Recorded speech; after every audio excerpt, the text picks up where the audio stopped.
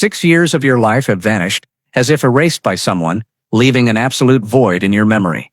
You don't know where you were, what happened to you, or why you were left alone in the vast world. This is not merely a story of a disappearance, this is a story of a return. But that return raises more questions than the disappearance itself. 8 people ventured into the Amazon jungle. 6 years later, only one emerged on a dirt road near Manaus, a gaunt figure, eyes vacant, without a name, without a past. What happened to him? Where are the other 7?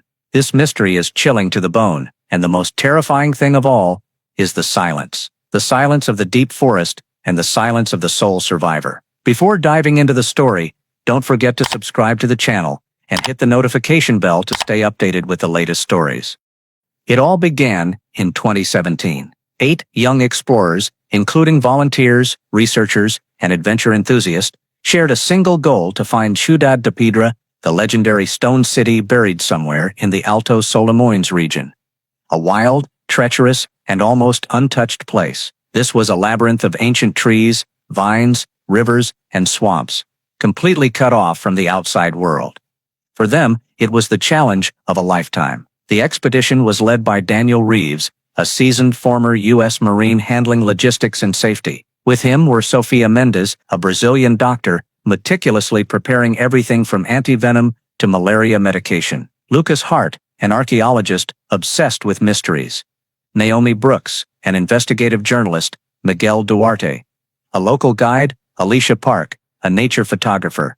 Ryan Ward, a biologist, and Evan Cole, a documentary filmmaker, capturing every moment of the journey. They spent nearly a year studying ancient maps, equipping water purifiers, food for 3 weeks, flares, GPS, satellite phones, and plenty of spare batteries. They weren't reckless adventurers, this was a meticulously planned expedition. Their plan was simple: travel by truck to the last village near the Brazil-Peru border, then trek over 70 kilometers through the jungle, navigating with ancient maps and satellite imagery. The journey was expected to take about a week each way. They promised to check in every 2 days. The first 3 days passed smoothly. They sent brief messages, all good, we're on track.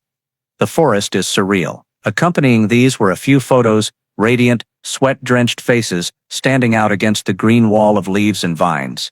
The final message, from Lucas, was sent at the end of day 3. Signals fading, we're entering a low area. We'll check in again when we're higher in 2 or 3 days. Don't give up. That was the last anyone heard from them. 3 days, then 4 days passed. A week, families grew anxious. At first people reassured them, it's probably just a bad signal, they'll check in soon. But by the second week, no one believed that anymore. A search operation was launched. Brazil's federal police, jungle special forces, the military, and international volunteers descended on the area. But the Amazon is a green hell. From helicopters, all you see is an endless sea of leaves. On the ground, every step is a battle, cutting through with machetes, enduring oppressive heat and near absolute humidity, swarms of mosquitoes, and snakes and insects lurking in the shadows. 12 days later, a search team stumbled upon their last camp, about 25 kilometers from the final message's location. The scene sparked both hope and dread, tents still neatly pitched, a cold pile of ash nearby. Cooking utensils were scattered, sleeping bags still in the tents but empty. Clothes, books, and personal items remained in place. It looked as if they had just stood up and stepped away for a moment.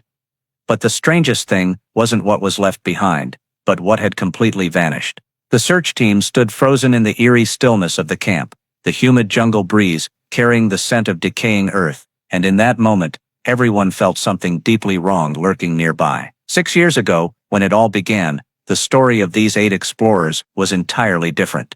Warm, filled with laughter, brimming with hope, and showing no signs of tragedy. Before they vanished, they spent their final days in Manaus in high spirits. Daniel Reeves, the team leader and former U.S. Marine, double-checked ancient maps and satellite images, marking suspected coordinates in red pen. He knew the path ahead wouldn't be easy, but the determination in his eyes gave the group confidence they could conquer their goal. Miguel Duarte, the local guide, sat on the wooden porch of a riverside lodge, sharpening his machete while telling Alicia Park tribal legends, stories of a cursed stone land where outsiders who entered never returned.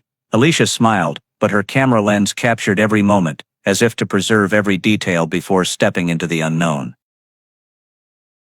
Evan Cole, the filmmaker, spent most of his time observing and recording short clips, Sofia Mendes meticulously organizing her medical kit with waterproof vials, Lucas Hart and Ryan Ward debating geological anomalies on the map, Naomi Brooks jotting down local folklore, translated by Miguel. On the morning of departure, the group loaded their gear onto a truck.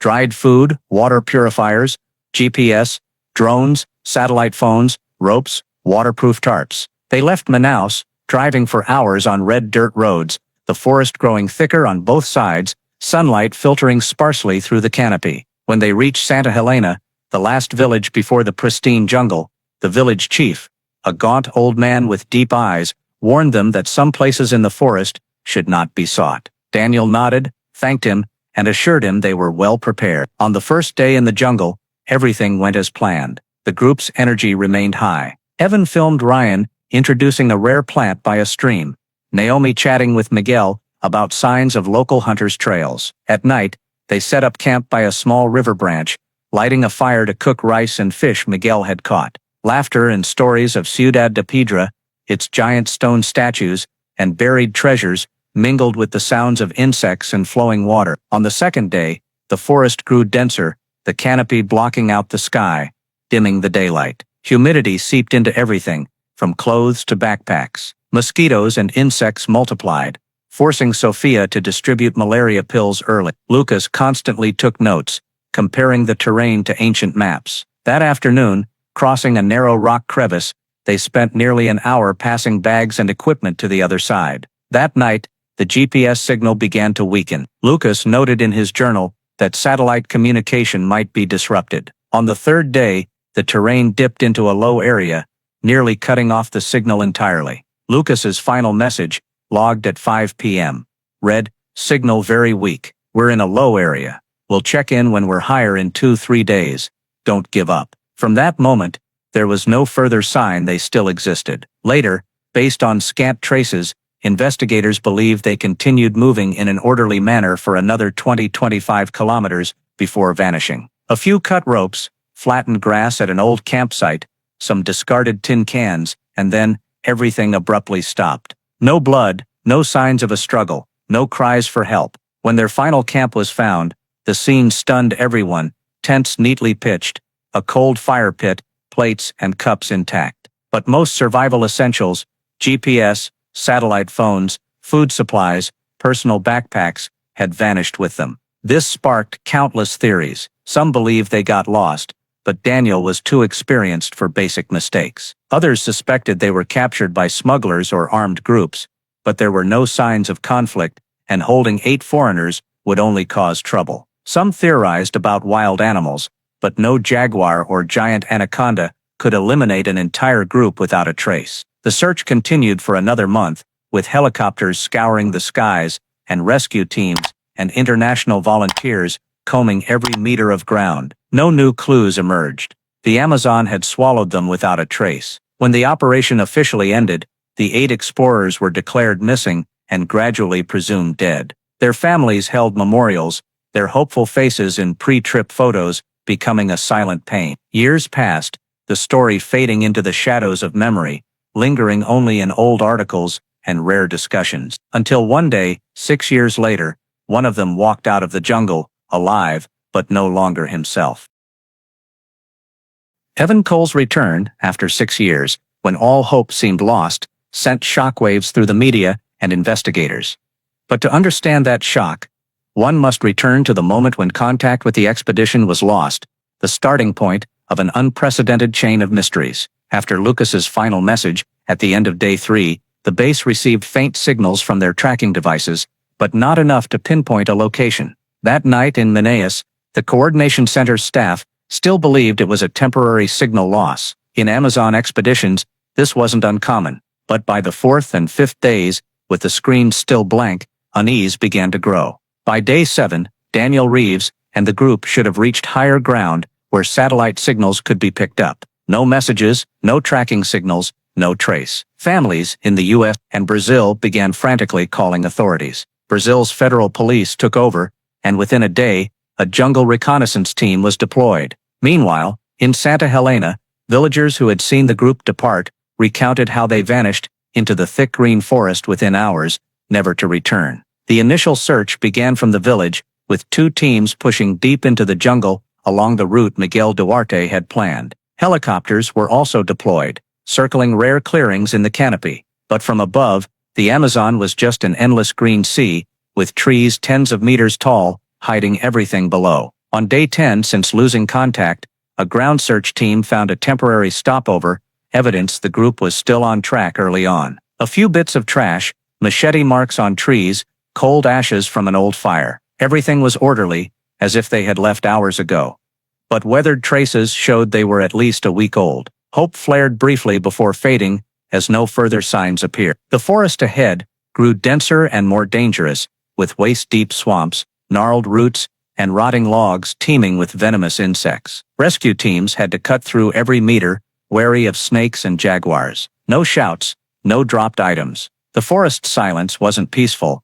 It was a silence that made hearts race, forcing every sense to high alert. On day 12 of the operation, a scouting team stumbled upon the final camp. It was about 25 kilometers from the last message's location, in a rare flat area surrounded by massive trees. 8 tents stood intact, their stakes secure. In the center was a cold ash pile, with a few metal bowls and cups scattered around. Sleeping bags remained in the tents, but empty. Clothes, books, and personal hygiene items were untouched, as if the group had just stepped away briefly. But what made everyone exchange silent glances was what was missing. All tracking devices, satellite phones, food reserves, and personal backpacks were gone. This contradicted all survival logic. If they left the camp, they would have taken equipment and food. If attacked, attackers typically leave worthless items behind. But here, there was no sign of disturbance, no blood, no foreign footprints. It was as if the group had walked out of the camp, taking all essentials, and melted into the jungle without a sound. In the days that followed, rescue teams scoured dozens of kilometers around the camp. They fired flares, used megaphones to call each person's name, hoping for a response. But the forest answered only with the drone of insects and rustling leaves above. Theories began spreading among the search teams. Some believed the group veered off course and got lost in uncharted territory. Others suspected capture by an illegal armed group, but no one could explain the lack of evidence or ransom demands. A few mentioned the stories Miguel had told, of forbidden lands and silent shadows the locals avoided. Whatever the reason, time was not on their side. After nearly a month of fruitless searching, the operation was scaled back. Helicopters stopped flying, leaving only small teams to continue probing the jungle. Ultimately, the 8 explorers were listed as missing. Their families held memorials, but the pain and the question, what happened, lingered, unanswered. 6 years passed, and the case file gathered dust in storage, until one gray morning near Manaus, a gaunt man with matted hair and beard, vacant eyes, appeared by the roadside, and the Amazon's mysteries roared back to life, fiercer than ever. That man was Evan Cole, but confirming it required more than a vague sense of familiarity. When police brought him to a local hospital, Evan was in a state of severe exhaustion. His body was emaciated, bones protruding under sunburned, scarred skin. His nails were long and rough. His hair matted in clumps, his beard thick. He carried nothing, no identification, no personal items, just tattered clothes and bare feet. Evan didn't speak, didn't respond to questions, and showed no awareness of his surroundings. His eyes were cloudy and distant, as if seeing through everything.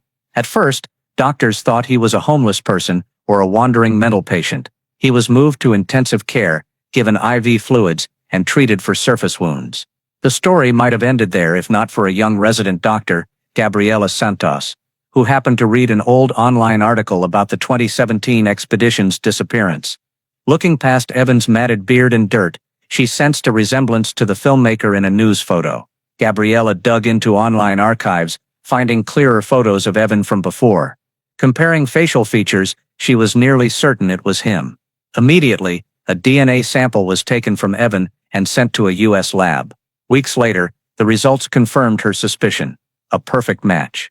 Evan Cole, the man presumed dead in the Amazon, was alive. The news spread quickly through hospital departments and reached investigators.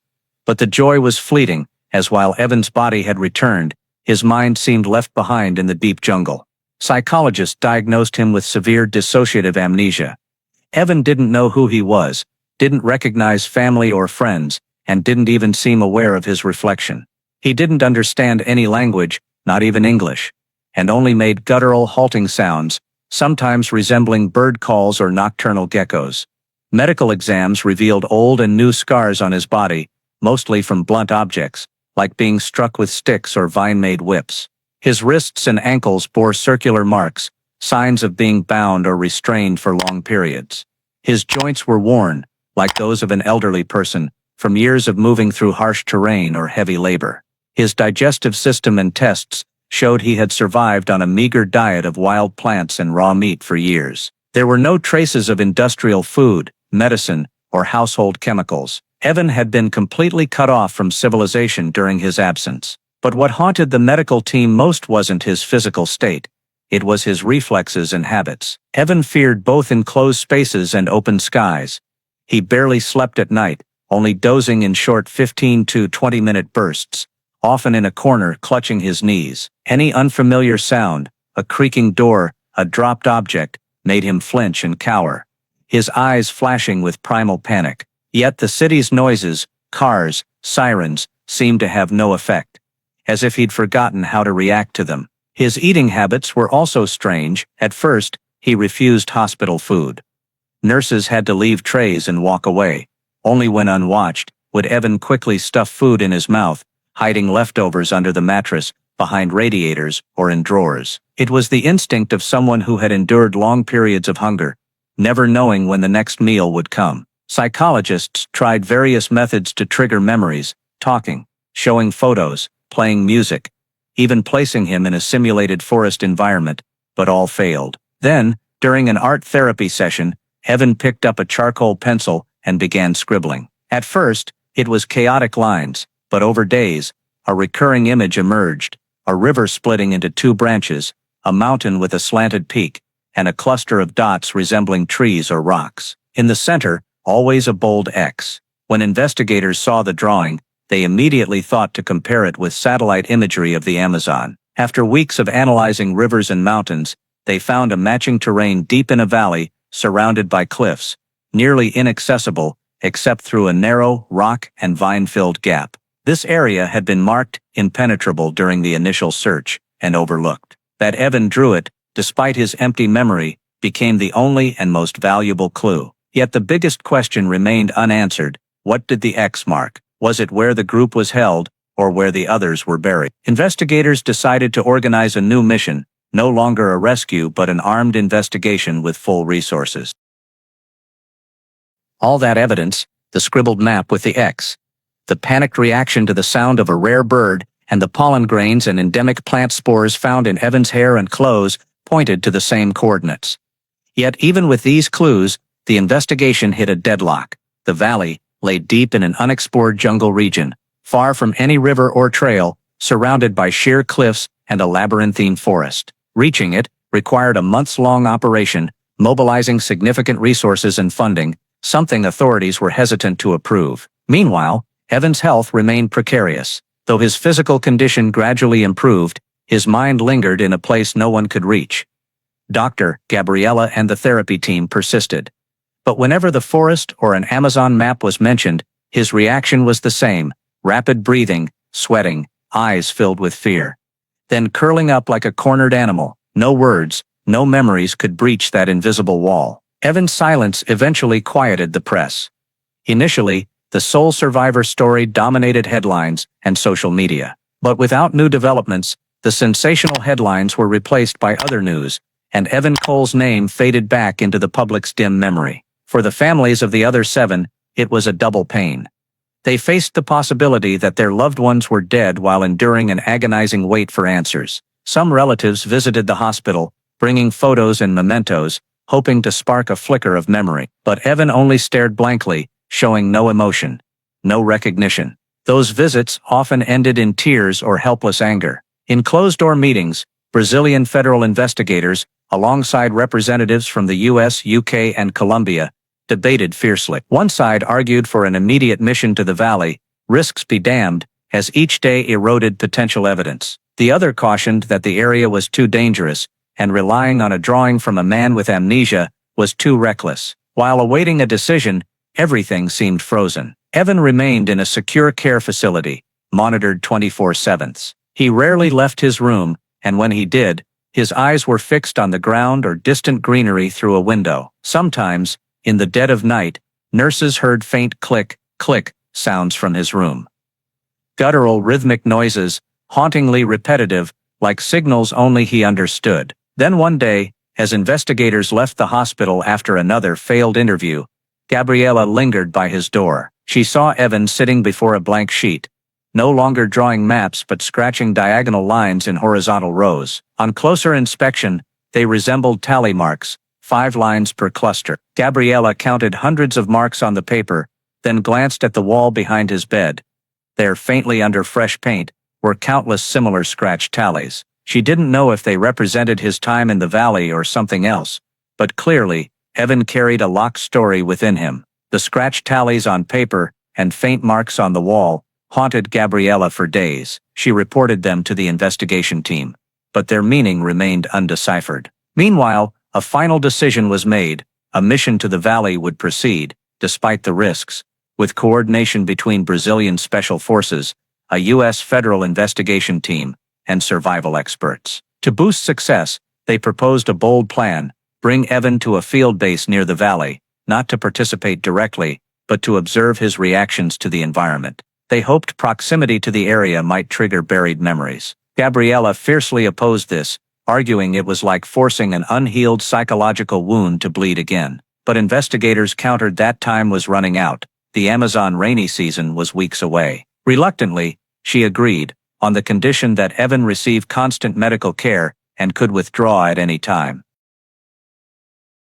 When informed of the plan, Evan showed no sign of understanding or reacting. But when a topographic map was spread on the table and an investigator's finger pointed to the valley, where Evan's drawn X matched, his response was immediate.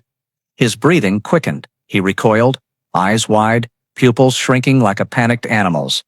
Sweat poured from his forehead and temples. Suddenly, he leapt up, knocking over a chair, and rushed to a corner, pounding the wall with both hands. The click, click sounds from his throat grew louder, their rhythm more chaotic than ever. The panic was so intense that doctors had to administer a strong sedative to calm him. As Evan sank into an induced sleep, the room fell quiet, but everyone present understood one thing.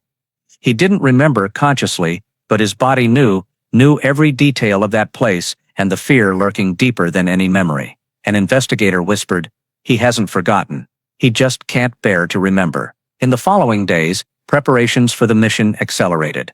The special forces trained in simulated conditions, honing skills for navigating wet jungles and slippery rock slopes. Local experts from the Yanawara tribe were brought in, offering generational knowledge of paths and forbidden areas. One of them, Elder Nahon, paled when he heard descriptions of the terrain and the rare bird Evan reacted to. He whispered that the area, in their language, was called Warakahi, where souls are silent, a place the Yanawara had avoided for generations. During preparations, Gabriella continued spending time with Evan. Though sedatives calmed him, she noticed his body remained in an unnatural state of alertness. A strong gust of wind or a distant snapping branch made him whip his head around, shoulders and neck tensing. On rainy nights, he didn't sleep, sitting motionless by the window, staring into the darkness. Occasionally, his lips moved, emitting short, sharp sounds, not cries, not words. Gabriella began recording them, sending them to linguists working on the case. They analyzed the sounds and found they weren't random. They had a rhythm, resembling a primitive signal or language, possibly learned from prolonged isolation with an uncivilized community. Before departure, Gabriella tried a new approach. Instead of showing Evan maps or mentioning the forest, she gave him a piece of wood and simple tools, then stepped back to observe. At first, he just held and set them down. But after nearly an hour, he began carving diagonal lines, forming a rectangular piece with small notches. Gabriella recognized it as resembling handmade animal traps used by jungle tribes. He crafted it with startling speed, as if the motions were second nature. despite his conscious memory being blank. This reinforced a theory: though his 6 years of disappearance were locked, or erased from his mind, Evan's body, through skills, habits, and survival instincts, retained everything. The calluses on his hands, the wear on his knees and ankles, the way he moved in a new room, all revealed a story he couldn't voice. On the morning of departure,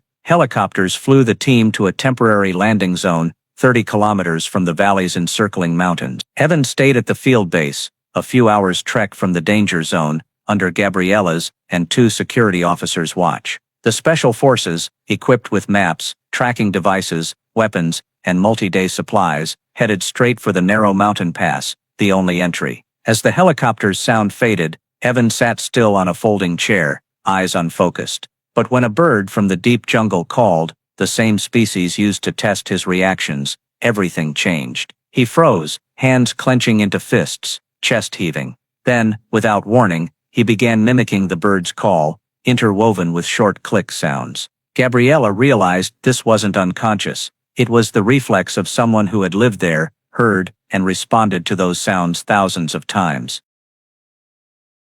Evan's sounds didn't stop immediately. They stretched into sequences, sometimes disjointed, sometimes fluid, punctuated by tense silences. Gabriella recorded everything, eyes fixed on him.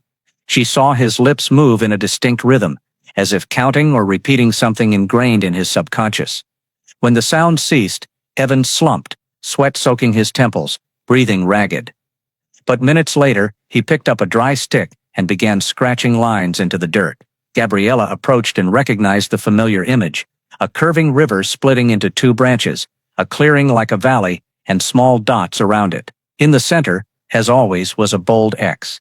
Unlike his previous drawings, this time Evan didn't stop at the basic terrain. He added curved lines along both sides of the mountain pass, some symbols resembling hands or diagonal slashes. When Gabriella softly asked, "What are these?" Evan, of course, didn't answer.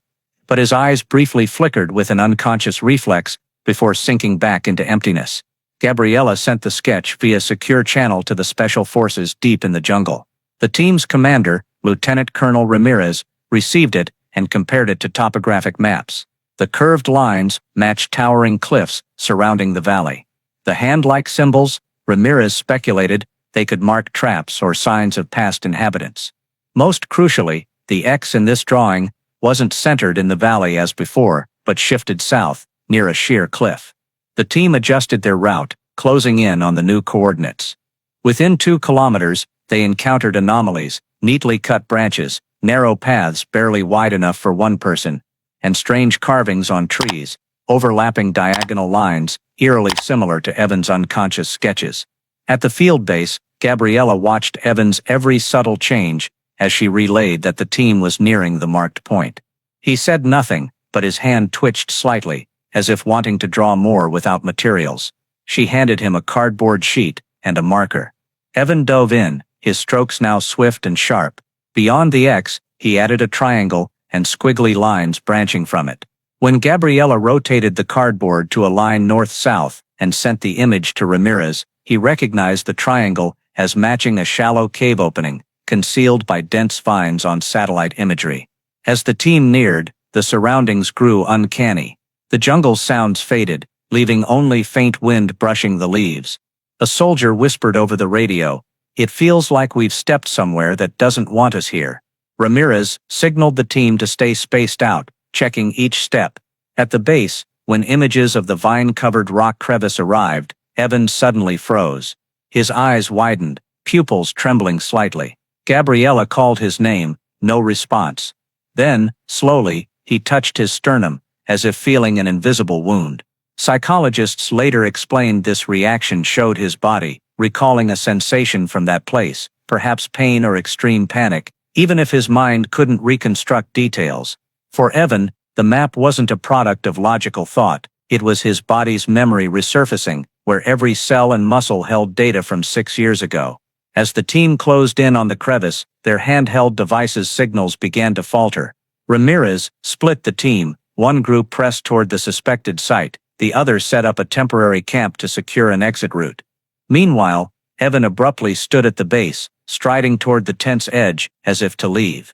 Two security officers blocked him, but Gabriella signaled them to keep their distance and observe. Evan wasn't trying to escape, he stood still, facing the valley, eyes wide, right hand clenched.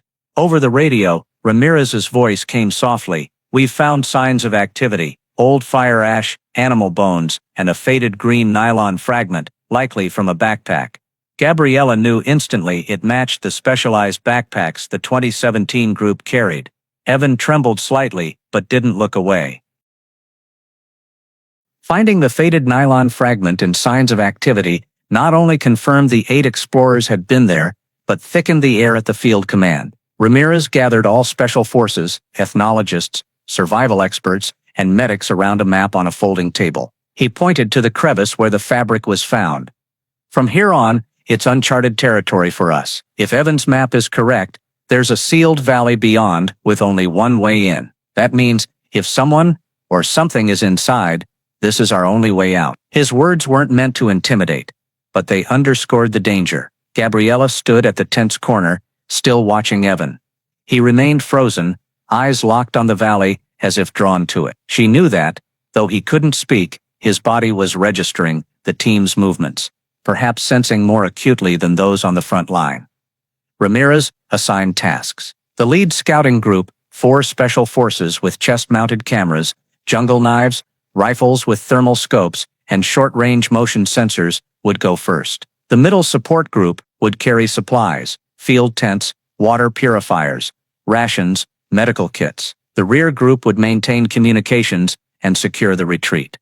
All were told to prepare climbing ropes, steel hooks, and obstacle-clearing tools in case the crevice or path was deliberately blocked. Meanwhile, the 2 Yanawara experts, Elder Nawan and his grandson Aram, quietly prepared small pouches of mixed leaves and tree sap. When a curious soldier asked, Aram explained, "This scent keeps some predators away. And it's a request for permission from this land." No one argued. In the increasingly heavy atmosphere, every warning, scientific or spiritual, was worth heeding. At the base, Gabriella seized the moment to engage Evan. She brought him a tray with smooth pebbles, a long stick, and a white cloth. This time, instead of drawing, Evan arranged the pebbles in a circle, placing the stick horizontally atop it. Gabriella didn't grasp its meaning but photographed it and sent it to Ramirez. He frowned.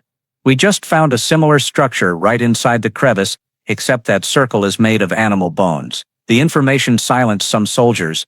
They knew symbolic structures in the jungle were rarely just decorative. That afternoon, a brief meeting was held to finalize the plan. The entry was set for early the next morning, when the light was just enough, but the fog still thick, concealing their movements. Ramirez reminded everyone, "Once we're in, assume everything around us is watching and tracking us. Leave no unnecessary traces, and if you see any symbols like Evan's drawings, report them immediately." Gabriella wasn't part of the Valley team, but would stay at the base with Evan, monitoring footage from the chest-mounted cameras of the scouting team. She prepared an expanded first aid kit, including high-dose sedatives in case Evan reacted strongly to familiar images or sounds. She understood she wasn't just a doctor, but the only interpreter between what Evan felt and what the task force was experiencing. As the sun set behind the towering trees, the base was bathed in a dim orange glow, reflecting off the tarps like a thin veil. The sounds of insects and nocturnal birds rose,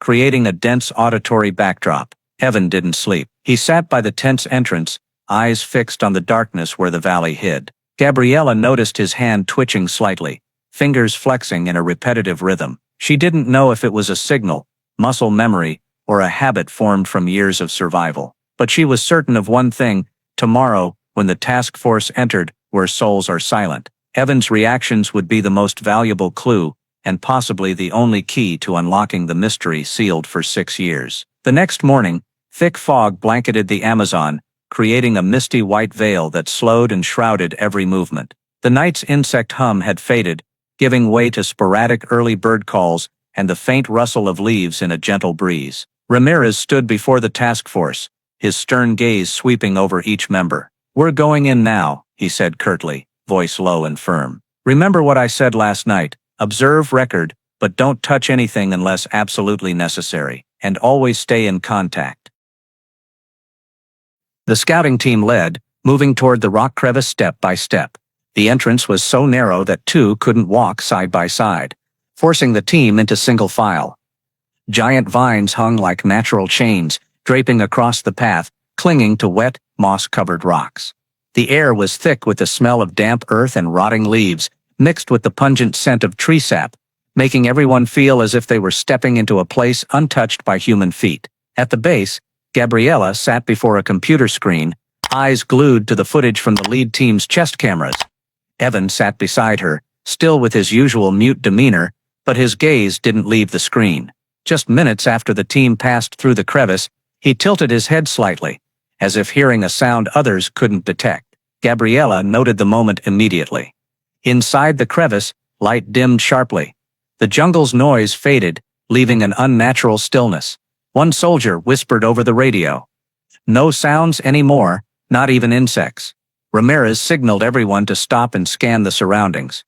The team went silent for a few seconds, hearing only their own breathing and the faint rustle of their uniforms.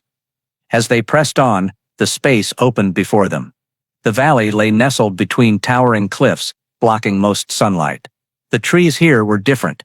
Tall, with dense canopies, and many bore carvings, diagonal lines, circles, and hand shapes, identical to Evan's unconscious sketches. Ramirez zoomed his camera on one symbol, sending the image back to the base.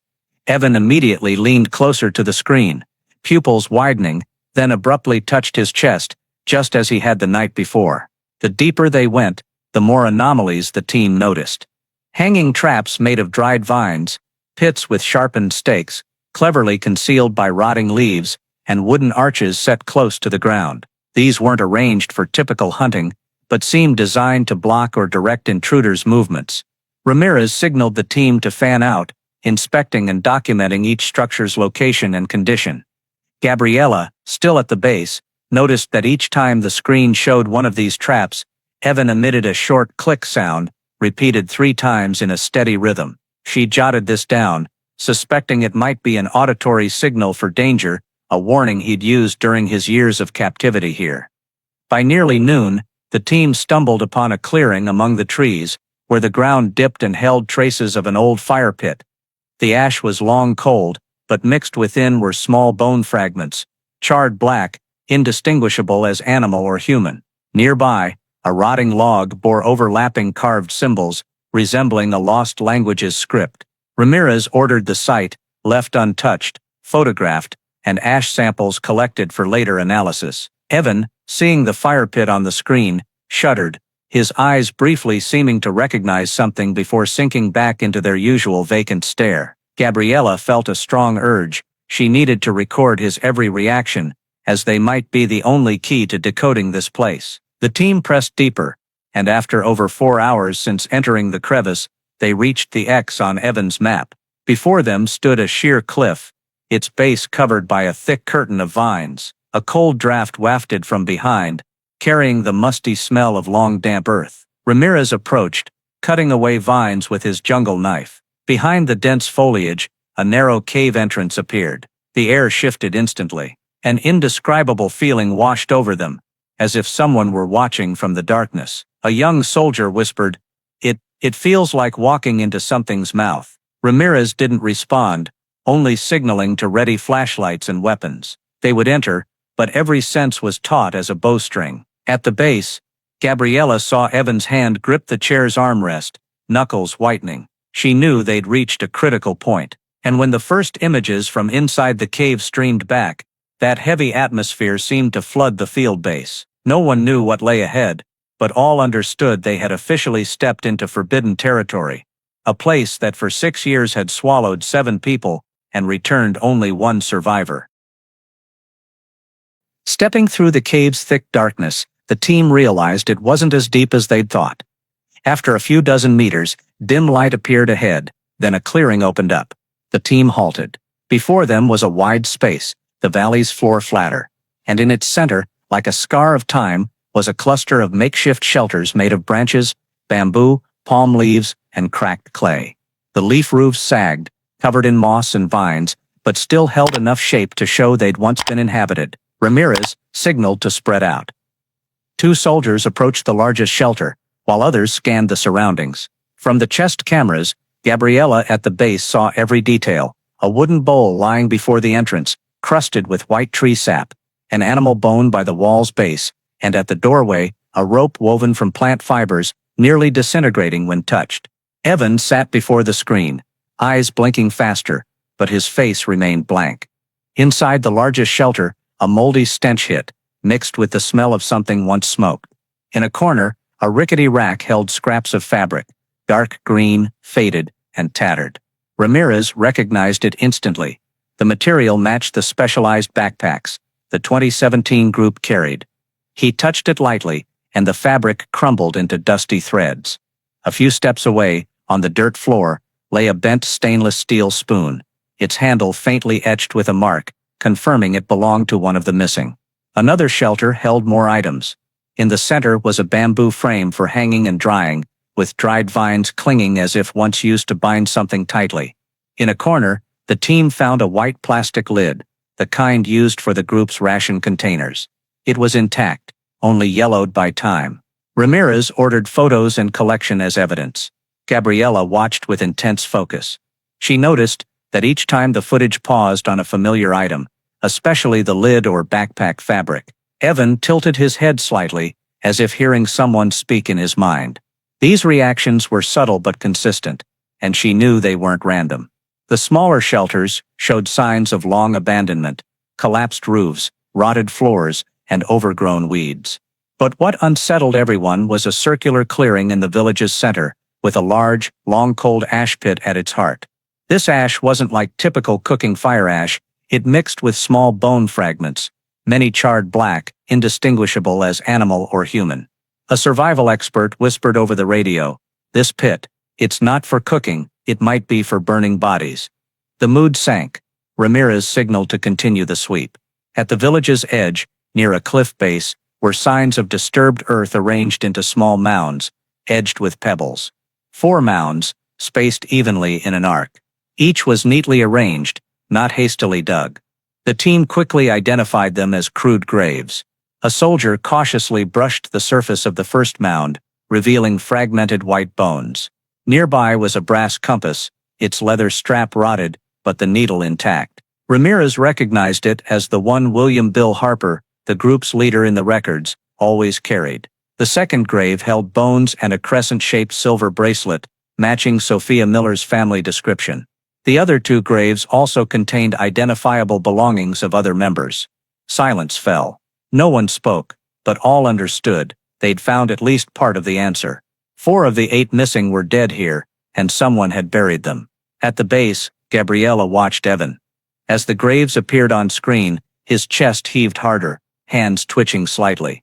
But he didn't look away, as if compelled to watch. She knew in that moment his body's memory was screaming, even if his consciousness remained locked. Ramirez regrouped the team in the village's center, quickly consulting the experts. Based on the graves' locations, their distance from the ash pit and shelters, they hypothesized 4 died in the valley, likely from disease, malnutrition, or infection. The survivor, or survivors, buried them. The question lingered: who did it? A surviving member, or a mysterious valley inhabitant? Before leaving the village to head toward the X on Evan's map, shifted south near the cliff. Ramirez ordered full documentation of the village, collecting soil, ash, and tree carvings. All data had to be preserved intact. Faint afternoon sunlight filtered through the canopy, illuminating the decayed roofs, making the scene both strangely beautiful and chilling. This wasn't just an abandoned village, it was a silent witness to a tragedy buried for 6 years.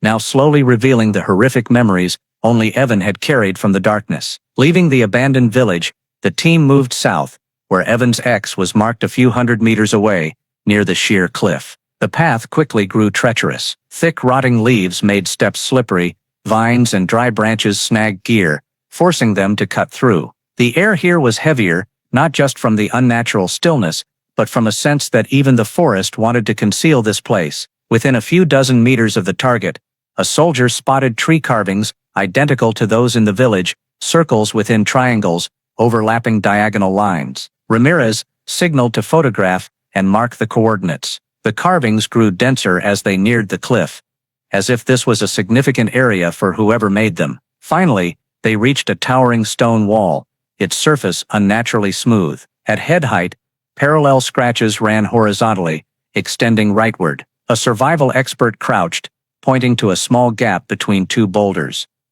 "There's an entrance, covered by vines." The team began cutting. The thick vines, when slashed, released a sharp sap smell. As leaves fell, a narrow, pitch-black crevice appeared. Cold air from within sent shivers through them. Flashlights snapped on, beams cutting the darkness. They entered, footsteps echoing softly on the damp ground. The cave wasn't deep, but had many nooks. At the far end, a flashlight swept over a pile of dry leaves and old animal hides, arranged as a makeshift bed. Nearby, animal skulls hung from the ceiling by plant fiber ropes. The space reeked of lingering smoke and decayed meat. When the camera streamed these images to the base, Gabriella heard Evan's sharp inhale. His eyes locked on the screen, hands gripping his knees, back hunched. She knew he recognized this place.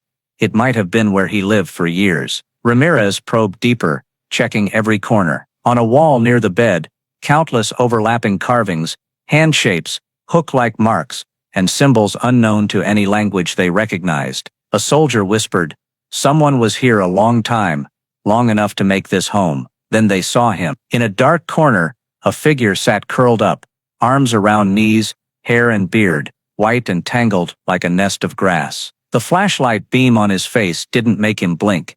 His gaze met theirs with wild curiosity, devoid of fear. His skin was dark, scarred, and filthy. His tattered clothes mere scraps tied around his waist. Ramirez signaled to keep distance, but tried communicating in Portuguese. No response. The man only emitted short, rhythmic, click, click sounds, identical to those Evan made in his panicked dreams. An ethnologist muttered over the radio, "This is a primitive form of communication, possibly a language he created." Gabriella watched Evan. When those sounds came through the radio, his body twitched slightly, then he tilted his head, mimicking them instinctively, unaware. This was no coincidence. Based on facial features and bone structure, experts guessed he was a native or mixed-race individual, isolated for decades, perhaps a fugitive or left behind after some event. Life in the deep jungle, cut off from the outside, had turned him into a true wild man. Ramirez and the team pieced together the information. The 8 explorers likely got lost. Their equipment failed or was abandoned, and they found this valley. Too weak to resist or leave, the old man, lacking societal notions of right or wrong, kept them as his tribe. He fed them what he survived on, roots, raw meat, larvae, and enforced his rules. Disobedience meant punishment, as Evan's scars proved. 4 couldn't endure the conditions: disease, malnutrition, or infection, and died one by one. The man buried them his way, while the others survived. Evan, the youngest and strongest, lasted longest. 6 years erased his old language and customs, replacing them with primitive reflexes. What remained unclear was why Evan left. Perhaps the old man weakened from illness, or one day, Evan instinctively fled, and by chance, found a way out. Ramirez signaled the team to close in, preparing to restrain without causing injury. The old man didn't resist, only emitting a few final click sounds before letting them bind his hands. His face retained the same curious expression, as if the people before him were just strange new creatures. A message was sent to the base. Found individual suspected of holding captives. Will extract for evaluation. Gabriella looked at Evan. There was no explosive reaction, only a profound silence, but his eyes suddenly shifted from the screen to the forest beyond the tent. She didn't know if it was a fleeting moment of awareness or just a vague instinct, but it sent chills through her. As the team left the cave, the valley sky had turned gray. Gusts of cold, damp air swept through the rock crevice. Evan at the base, curled up slightly, mirroring the old man's posture when found. Gabriella understood that all his body's memories were surging at once, but his mind remained locked. On the way back, the task force passed the abandoned village one last time. The graves lay silent under the trees' shadows, the ash pit cold. Everything was documented in detail, coordinates marked, and samples preserved. Ramirez knew the official report would state this was a disappearance, leading to deaths from harsh conditions, with a wild inhabitant unintentionally holding a survivor. But deep down, he knew parts of this story would never be written. because they existed only in the place Evan and those 6 years' darkness knew. The helicopter waited at the rendezvous. The old man was loaded first, securely bound but calm. Ramirez was the last aboard, glancing back at the crevice fading into the fog. In that moment, he felt as if eyes from the deep forest were watching, silent, persistent, a reminder that this story might not be over. The helicopter lifted off, leaving behind the sheer cliffs and fog-shrouded valley. From above, all traces of the abandoned village, pebble graves, and musty cave vanished under the dense canopy, as if they'd never existed. But for those who had set foot there, the image would linger forever. Ramirez sat silently, staring out the window, the rotor's hum blending with the wind, reminding him the mission was complete, at least procedurally. Beside him, the white-haired old man sat curled up, eyes vacant, but unafraid. He didn't ask questions or look at anyone, only occasionally tilting his head to listen to the engine, as if trying to discern a familiar sound. When the helicopter landed at the field base, Evan was already waiting with Gabriella and the medical team. They brought the old man down, bound but gently handled. The moment their eyes met, there was no cry, no words, just a heavy silence. Evan showed no emotion, but his fingers twitched, unconsciously forming a faint click rhythm. The old man responded with the same sound, brief and deeper, like a greeting from another world. The scene sent shivers through everyone watching. The doctors quickly separated them.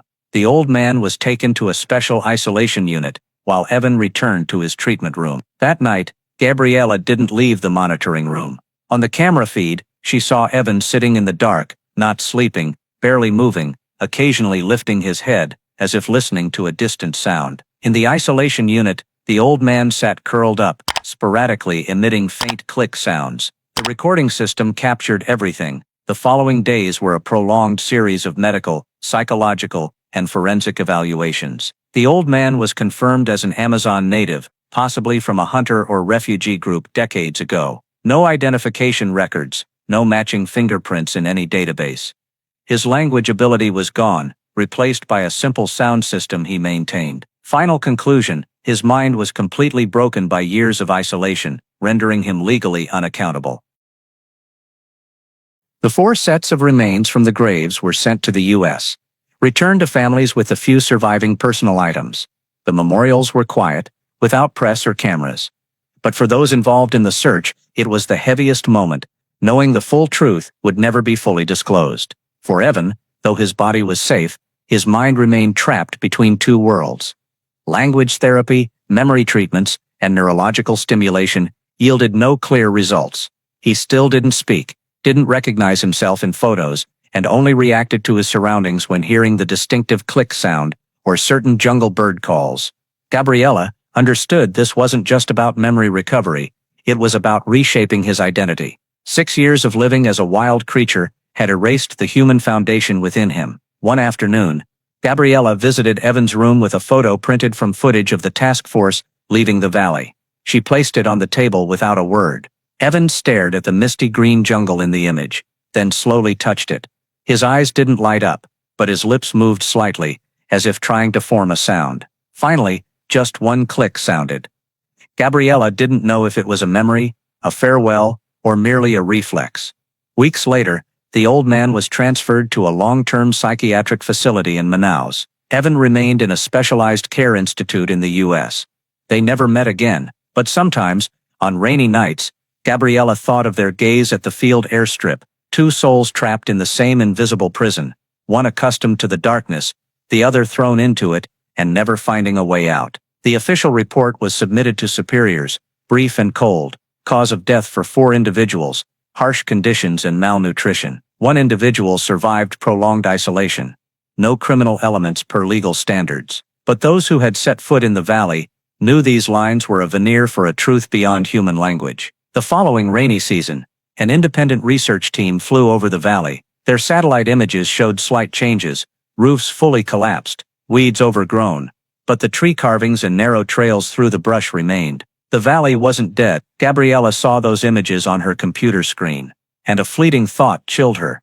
That place was still waiting. Evan continued living under full-time care. He ate, slept, walked the grounds, sometimes sitting for hours under a tree, looking up at the leaves. Whenever a sparrow called, He tilted his head to listen, then let out a soft click, light as a breath. No one knew if he was remembering, calling to someone, or simply answering an echo from thousands of miles away. The story closed on paper, but in the dark corners of memory and instinct, it lived on, silent, persistent, like roots beneath the earth, waiting for a day to break the surface again. And when that day comes, perhaps someone else will vanish into the jungle region the map still calls inaccessible. The story of 8 travelers disappearing in the Amazon, with only one returning 6 years later, is not just a tragedy of survival, but a profound reminder of human limits and the fragility of memory and identity. Evan returned with a living body, but a mind wiped clean. His only response to the world, the primal sounds learned in darkness. This mirrors a reality in the U.S. today. Many survivors of severe trauma, violence, war, or prolonged abuse carry invisible wounds that are hard to heal. The expedition's meticulous preparation yet descent into tragedy shows that despite advanced technology and knowledge, we still face unpredictable risks. This is a lesson for American society, where many believe enough tools and planning can control everything. In reality, uncertainty persists, and the key is building resilience, maintaining communication, and having emergency escape strategies for every journey. Moreover, the story underscores community responsibility. Finding and bringing Evan back succeeded only through international coordination, much like how American society's strength in crises lies in unity and shared resources. Finally, the way Evan and the wild man connected through their unique language reminds us that deep down humans always seek communication and connection, even when everything else is lost, a value we shouldn't take lightly in modern life. If you want to keep exploring chilling survival and mystery stories like this Amazon disappearance, hit subscribe to not miss any episodes. Thank you for joining us, and we'll see you in the next video with more mysteries hidden in the shadows.